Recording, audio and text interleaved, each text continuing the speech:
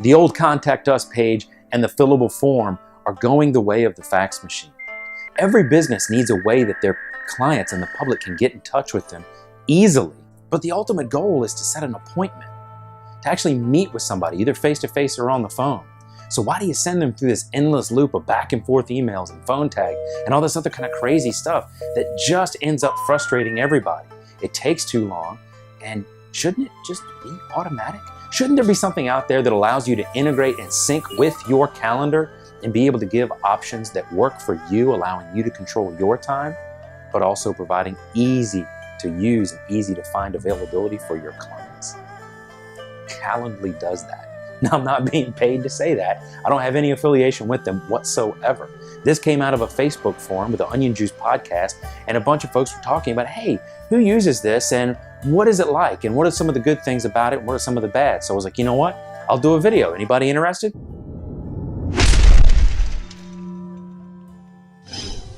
Would you like to be able to predict when listing appointments can happen? How about follow-up consultations? How about phone calls to work with vendors, inspectors, those types of things? Rather than just play jack-in-the-box real estate agent all the time and hop to the phone every time it rings, why not just send everybody a link going, hey, when you're done doing what you got to do, here, set an appointment here and let's talk about it. This will allow you to control your time in a way that you've never experienced before. I had never done it, and I am super thrilled because it also helps, in addition to all that stuff, it helps me do things that I'm not very good at. This has been a great tool for me, and I hope you get something out of this. So stay tuned.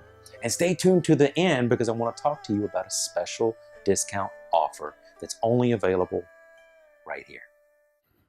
First, I'd like to walk you through a little bit of what my page looks like. This is my scheduling page as you see it right here. If you pay for the premium version, you don't see any of the Calendly branding, and that to me was kind of important. But one thing I wanted to make sure that you do is always include your contact information right up in there so you can see what's going on with that.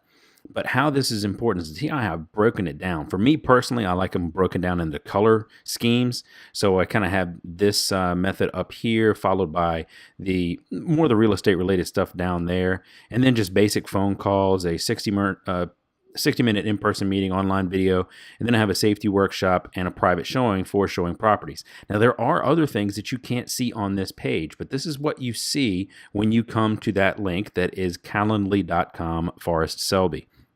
So let's start with how you would set up an account. So setting up an account is fairly straightforward. You just log in, create your username, all that good stuff. But once you get into here, this is yours is going to look a little bit different because you won't have things going on actively at the time. But the important part is to go up over here into the Calendly section, and then you're going to want to connect your calendars. This is the first and most important part. So you see here that I'm already connected because I logged in through my Google, and you connect your Google account up there. But the important thing is to actually select which calendars you want to see and how you want to see them. At the current time, I have a couple different calendars showing, but not everything. What's going to happen is you're not going to have any available appointments if you select everything that you see on this list, all of your calendars. So be a little bit selective when it comes to that. Always have your holidays on there so that helps you stay aware of what else is going on. And if you do want to work on holidays, then uncheck that box. It'll give you all kinds of different options there.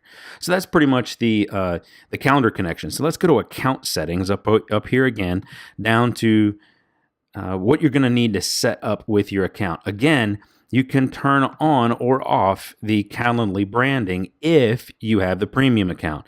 So I chose to, this is my name. You only get a certain number of characters. I'm not real sure how many you get. I have never really counted it out, but you don't get that many. It's not much more than what you see here. So you have to be careful with that. So you really want to put something that's important that tells people what they can expect right here. That's the way it's worked well for me, in that when people click on this, they need to understand what it is that they're looking at so they can make a decision and actually get on your calendar. When it comes down to sharing your link, once you've set up your entire pages to stay up in that process tab or in the settings tab, is that you get a couple different options. Now, what the difference is this will automatically open up your email if that's what you want to do. You can copy that link, and then you can get the embed code for your website. It sounds more complicated than it is. It really isn't all that complicated. And then you just go in and you copy this and you paste it into your stuff. You can have it be a pop-up. You can have it do all kinds of really cool things if you want it to do that. Real quick, that's what it looks like on my web page here. I have set it up to sit on this side. So you can see the first couple options. You can scroll through if you like to find an option to you. But basically, this is a great time. This is what I have on this website. From here, I don't get nearly as much traffic as I do by including the tagline on the bottom of my emails, or actually sending out the link or having it featured in some of my social media profiles. But anyway, that's that.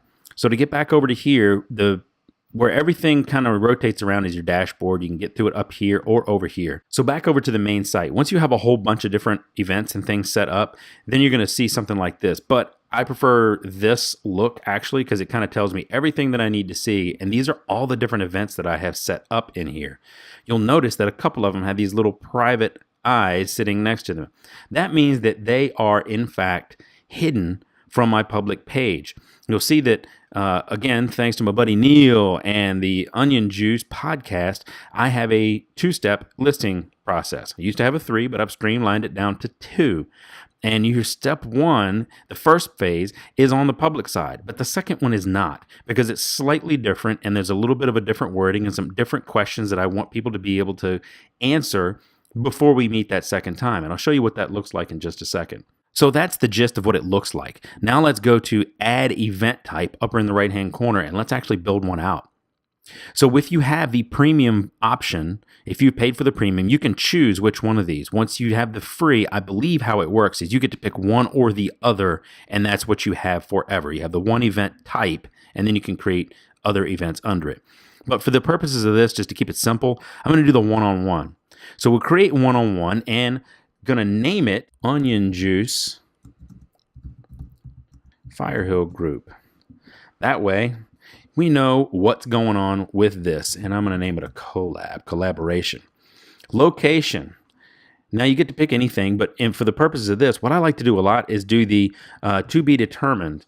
And I'll show you how we do that on the backside, because you can put in a location if you have an office location, you have someplace where this is supposed to happen. But the easiest way I think to do it is just to say to be determined and then figure the rest out later. It provides a little bit more option out there for you. Description, instructions. This is short. This is just like the other thing. You don't get a whole lot of room, but this is where I'm going to say this is just a joint project between 2 awesome companies and amazing. I can't spell. There we go. It's amazing people. So there you have that. Now this, I don't like. It's too long. It's too complicated. I don't want to have quite that much out there. So I'm going to shorten this, and I'm going to make it Onion Juice Firehill. Now you can pick any color you want. That's not the biggest, most important thing, unless you're trying to group them and you're doing a whole bunch of events like I do. But really, they're not grouped according to anything particular. I just like to make them look good together, so that it seems like they make sense, and you can kind of draw your eye to them. Your choice, your call. So let's keep going. Now you get to the part where you get to choose how long this event is going to be. Now you can put in here custom minutes. You can make this a 2-hour meeting. You can make it a 60-minute meeting. All kinds of different options. You get to pick. For this one, I'm just going to say I'm going to leave it at an hour, 60 minutes. So here's the next step. Now all of these little things in here can get really easily hidden, but they're important to you and they really give you a lot of extra power. So how this is set is you have availability and you can do it over a period of rolling days, and that just means continual days. So if you set every Monday for this type of meeting, then you only want this to happen on Mondays. It's going to come up every Monday unless there's something else blocking it on your calendar because you're synced with your other Google calendars. So you can do that piece. You can do it over a set date range. Let's say that this meeting is going to take place in Wisconsin because I'm going out there to see Neil and the Onion Juice podcast people in Wisconsin, and I'm only going to be there for a certain period of time, and I'm going to put that there. Or you can just have it be indefinite. For the period of this, we'll just keep it for that. Rolling day. What this means to me and what this allows for me to do is I don't like to schedule things too far out for certain things. I don't want to set a 15-minute phone call 90 days out. I think that's a bit excessive. So I don't have those things available but for so long. But for other things, I try and let some things go way out, like the safety training and some of the other stuff that's hidden on my back end. I want to make sure that that's available for a long way out. So if people are even thinking about something, they can schedule it right then and there. But for right now, we'll keep that at 60 days. So now, as what you see over here is this is the time frame that it automatically defaults. It's like basically comes up to 9 to 5, Monday through Friday. Is essentially what it does. But I want to tell it to do something different. So I'm just going to click on that time, and I'm going to say I only want this to occur between 9 and 11 a.m. That's the time that I want. Now, I want to make a new interval. So now I'm going to make it also between 2 p.m. and 4 p.m. So now I've got two different time blocks and two different options in here. And you can keep adding more and more and more just by adding that new interval. Next, you want to have this to make me unavailable on Thursdays. I want to apply this to any day that I choose. And I just want to apply it to Tuesdays, Mondays, and Thursdays, just for the kick of it, just so you see how this whole thing works out. So now you click back, and it shows you all of these different options. And as I look at this, it's got this big thing over here. So I wonder what happened with Friday. I don't want Friday to be like that. So I'm going to say make me unavailable on Fridays, and that goes away. So every up to 60 days out, you'll be able to schedule an hour-long meeting during these 2-hour intervals as available on your Calendly site. Now, again, according to your own schedule that links back with your Google Calendar. And I don't like that fella. I don't want that big thing there either. So you see how that was kind of grayed out because it's in the past, because I'm recording this on a Thursday, and now that's gone. Now, if you have people that are in different time zones, you can change and do some stuff there, but do not overlook this show advanced settings. This is where the magic happens in my view. So now you can pick your availability in various increments. Very, very helpful for things like 15-minute phone calls to say that I only want those 15-minute phone calls to happen on the top or the bottom of every hour. So I pick 30 minutes. But for this, we're only dealing with 2-hour time blocks for a 1-hour event. So I'm just going to keep it at 15. It's not going to make that big of a deal. Now, when it comes to maximum number of events per day, there are some things that I know I just don't want to schedule too many of. And I put that number in here. If you just leave it blank, it's not going to do anything. This minimum scheduling notice is the big money. This is where it says that you can only schedule this a certain number of hours away. I do not want a listing consultation to happen in 30 minutes. I just don't do things that way. It's not enough time for me to even prepare and figure out what's going on, and I just don't like to do that. So I put things out there for that particular instant. I put it 24 hours out. I gotta have 24 hours notice. Some other things, I'll even put it farther out. If I've got to prepare for a training class or a training event, I want more time to be able to prepare. I don't want people just to be able to jump onto my calendar and say, hey, in 30 minutes, come, drop everything that you're doing and come on over. So I'm going to keep this at 4 hours for right now. This also gets down into the beautiful aspect of Calendly, is this buffer time. Now, this is a buffer time before and after the event. Kind of straightforward, right? But if you need to travel, if you need to get across town, whatever the traffic situation is like generally in your area, around here, I can generally get wherever I need to go within about 30 minutes. So I will put 30 minutes on the front and 30 minutes on the back. For phone calls, I would do it the other way around. I'll say, look, I only need 15 minutes before the event, and I need 5 afterwards, because I want 15 minutes to kind of prepare and kind of shut down whatever it is that I'm going to do before the call, and I need to make sure that that space stays clear on my calendar. But I also want 5 minutes afterwards so that I have time to take notes and do other things. To make sure that I remember and retain the information. But for our event here, I'm going to put 15 minutes. Now, secret events are hidden from your main Calendly page. We saw how that works over here. This is what my page looks like, and this is not the complete list of events that I have available. Now, those other events, I send you the link because we've talked. I can text you the link and send you to an email. I can do whatever, but that is a very specific, highly targeted audience. This one, we're going to make not or excuse me, we're going to make it hidden so it just stays on my back page and doesn't mess with, because it's just an example. Okay, next step. So after you've saved that initial piece, that's that top tab right here, you have a couple other things that you want to do. Now, basically, from now, it's ready to go. This calendar event is ready to use.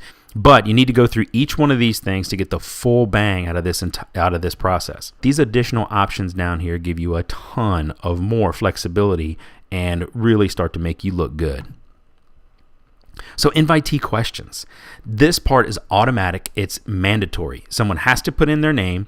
This one particular one says full name and email address, but you can edit what it is. You can edit first name, last name. You can do some things like that. Now, here's where it gets a little bit interesting. When it comes to questions, you can ask all kinds of different questions that you want, like what's your favorite beverage? And now you can make this required. You can say you have to put this in or not. Then you get a one line, which basically means you just get a small little text box. You'll see what that looks like in a second. And then you can also get multiple lines, which means if there's a little bit of a longer answer, you want to be able to give space to provide that answer. Or you can do radio buttons, and then you can put answers down here. Like you can put milk and water and onion juice. And then you can make those radio buttons that people could actually click the one that they think is their favorite. Or you can give them a checkbox option, and now you can pick any one of these things. But I'm just going to leave this one like this. I'm not going to make it required. I'm going to hit apply and let it roll. Now you can add up to 4 questions going down.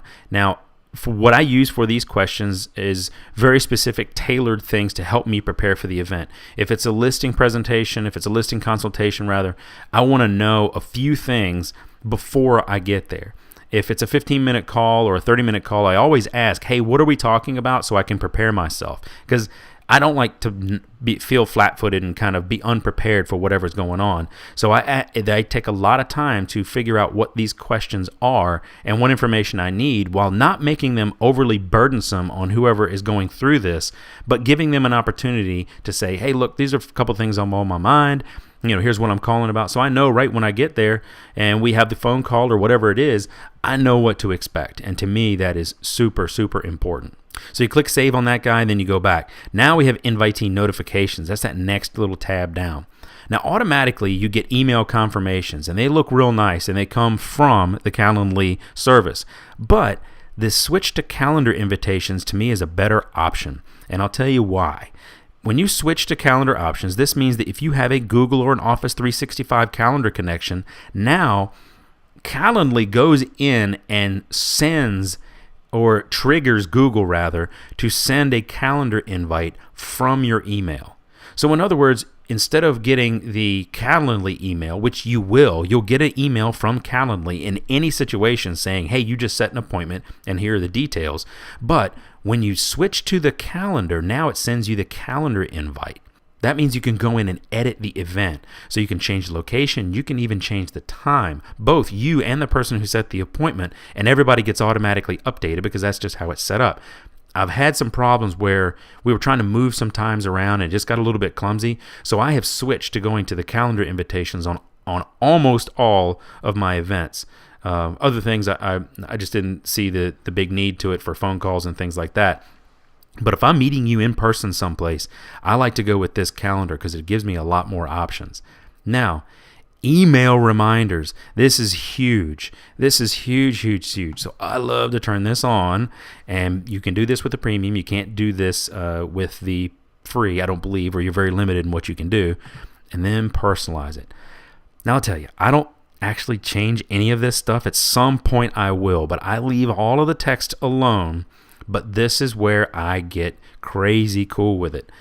I like to go out, and depending on how far in advance, it will obviously, if it happens before, if someone sets an appointment within 3 days, this doesn't work. But for all else, I like to go here and say 3 days before the event, or 7 days, depending on the type of event. If it's more longer term, I want to send a reminder out to make sure everybody's on the same page. And then I'm going to do 24 hours. And then I'm going to click it again, and I'm going to do 7 hours. And then I'm going to change that, and I'm going to do 30 minutes. So I got 3 days before, 24 hours before, 7 hours before, and 30 minutes before. I like the 7 hours as kind of a random thing, because if it's in the afternoon, they'll probably get it sometime around the mid-morning when a lot of people are checking their emails. But if it's in the morning, you're going to get it at night or very, very early in the morning. So it's going to be one of those first things in your inbox. So that's why I choose that one. And I really like this one. Because I've had some appointments back out on me, not just Calendly stuff, but other ones.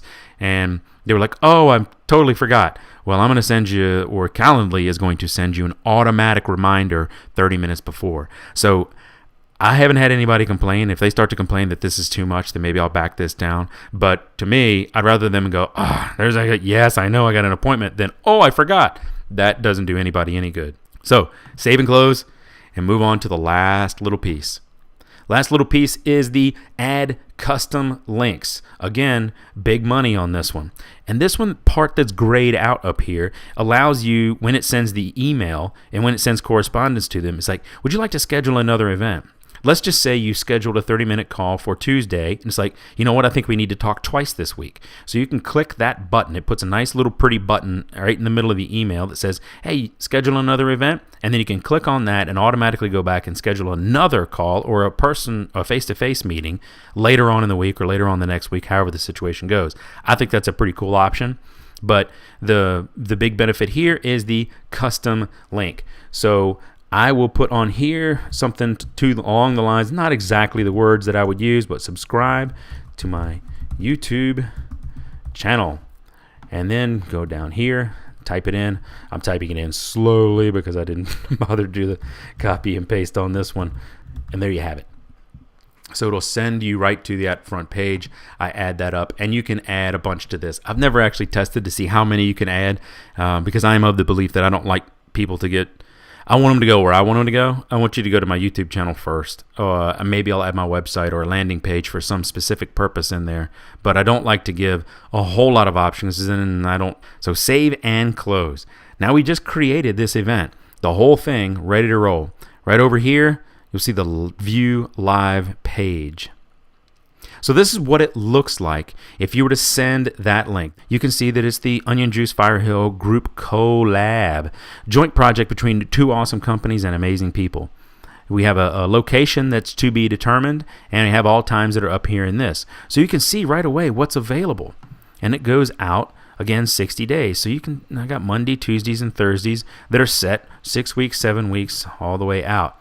And you can jump before, jump after, whatever you need to do. So let's just look at April 17th right here, a little bit after tax day. And this is what it looks like on that side. Every 15 minutes, I've got the option that you can select one side of here.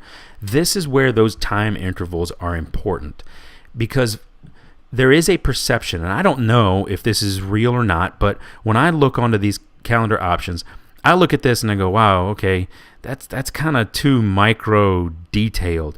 I'd rather have it just 9 and 9:30 and maybe 10 and then a couple in the afternoon, but this is almost too many options. So that's why I extend those periods of time. So you'd only have, say, 3 options. It would show up 9, 9:30, and 10. So we can check another day and see if it looks a little different. Okay, so Thursday, that's a little different. My calendar is full because of the other things that I have going on that day. These are the only 2 options available. So let's pick this 2 p.m. one. And then this is it. You click on that, you click confirm, and you're done. This is the last one I did as a little bit of a test. I booked an appointment with Jack the Ripper, or just Jack Ripper. Maybe it isn't the official Ripper. But this is what it looks like if you're on a desktop. It'll show you, this is the email that I used to set that up last time. So it automatically defaults in there. So it would be blank. These areas would be blank. But then what's your favorite beverage? And I can pick something like onion juice. And now I'm ready to schedule the event. And boom, I just got an email about this event that was scheduled already on my calendar. And right down here, you see that little button that says schedule another event or subscribe to my YouTube channel. So you click off onto that and boom, then you're right over to my YouTube channel. So I hope that covers most of your questions and that I've kind of run through stuff. I know this was really long, but this is really why I love Calendly. It did stuff for me right away that I couldn't do myself or I had a really hard time doing. Now, I'm not affiliated with Calendly in any way. I'm not getting paid, compensated, or have any benefit for doing this video or the discount that you guys have been waiting for. I know by now you're crazy because you're like, why doesn't this guy not give us the discount? Okay, so here it is. Go to firehillgroup.com/Calendly, and it's gonna have all the information in there. It's gonna have a special shout out to how this whole thing came about, thanks to the Onion Juice podcast listeners and that awesome Facebook group. Gonna have links to get you there. Gonna have a link to get the discount, directions how to do it, a bunch of other little things, and please share this video. Get it out so your friends, your colleagues, everybody else can benefit from this same thing as well. And I would really appreciate a thumbs up. And if you got something you want to say, got questions you wanted to ask, hit them up down below. And please subscribe to us and head over to the Onion Juice podcast. That's a lot of stuff I just asked you to do, but I hope you got a lot of benefit out of this video. And I really appreciate you staying with us and sticking through to the end. As always, thank you for watching. See you next time.